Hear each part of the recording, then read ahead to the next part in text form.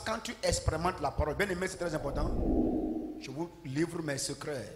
Ce qui fait de moi prophète Évariste, c'est une sécurité sûre.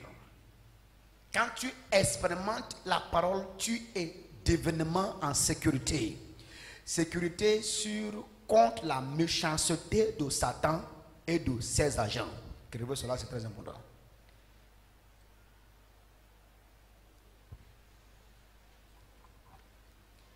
Faites l'expérience avec la parole, tu reçois la sécurité sûre contre la méchanceté de Satan et de ses agents. J'ai dit plusieurs fois ici que celui qui n'a pas peur du diable n'a plus peur de rien. Celui qui n'a pas peur du diable n'a peur de personne. Psaume 91, le verset 1.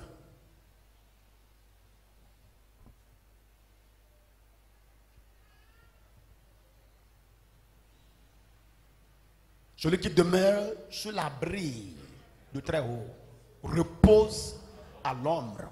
Repose. He that dwelleth in the secret place of the Most High shall abide under the shadow. Repose à l'ombre.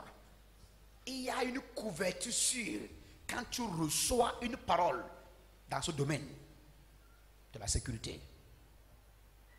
C'est David qui parlait dans Psaume 23. Même si je marche dans la vallée de l'ombre de la mort, je ne crains pas. Ça doit être verset 3, 4.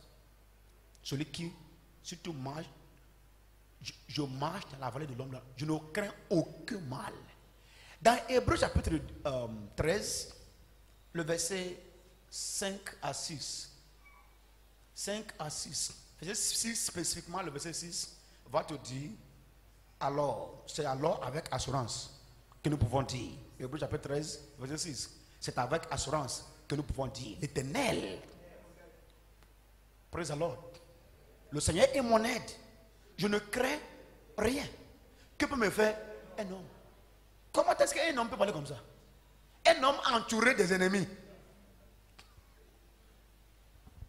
Un homme qui est entouré qui est poursuivi par l'armée de l'État. Le président du pays et tous les armées sont sensibilisés à l'arrêter. Il dit, je ne crains aucun homme. Que peut me faire un homme? Ce n'est pas qu'elle a quitté comme les gens qui prennent l'avion et qui fuient. Pour ici, pour Nigeria, ils prennent l'avion, ils quittent. Pour David, il n'est parti, il était présent. Il était dans le même pays. Et ils l'ont cherché pendant des mois. Dans le même quartier. Oh my God. Et Idom lui vient pour couper le bord de leur robe.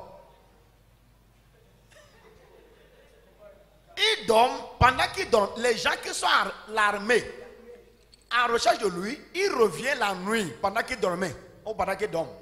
Il coupe la robe et il repart pour dire que regardez-les.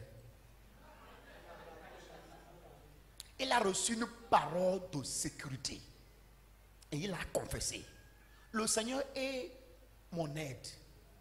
Je ne crains aucun mal. Il dit, que peut me faire un homme? L'homme là, regardez sa vie et ce que ça a engendré. Celui qui demeure dans la parole devient ami de Dieu. On est frères en Christ. Si on vit ensemble dans la parole, tu quittes la parole, tu deviens ennemi, tu vas faire du mal. Le jour où Judas a quitté l'assemblée des gens qui viennent dans la parole, il est devenu ennemi qui a livré Jésus-Christ. Les églises qui ne considèrent pas la parole créent de la honte pour Christ sur terre. Parce que ce qui t'a donné, c'est la parole. S'il veut te parler, il va te parler à travers sa parole. Donc celui qui n'a pas la parole n'a pas la voix de Dieu. Quelqu'un qui a parlé, mais ce n'est pas Dieu. Et Dieu m'a dit, j'ai dit, comment Dieu va te dire? Tu connais quoi de Dieu? Dieu m'a montré.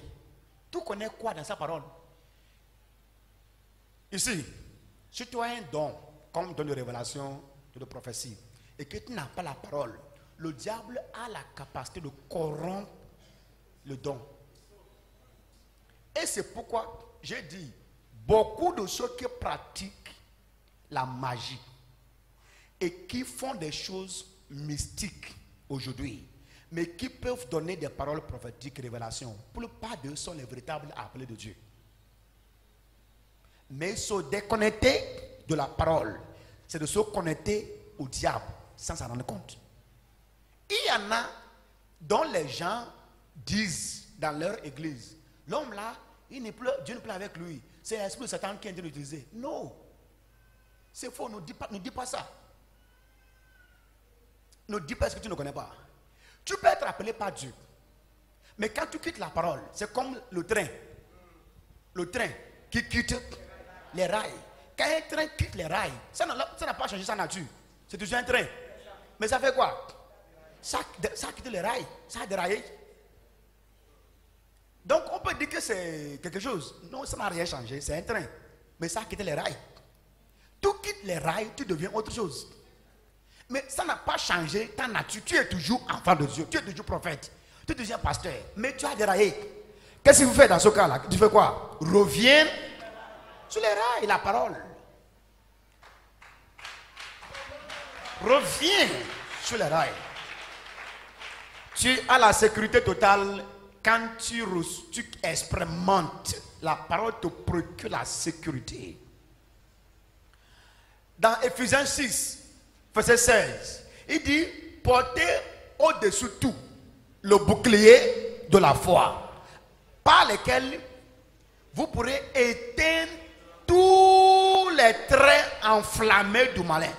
Et donc, la force qui éteint l'enflammé du malin, c'est quoi? C'est la puissance de la foi. Dans Romains 10, 17, te dit que la foi vient de ce qu'on entend, et ce qu'on entend vient de la parole.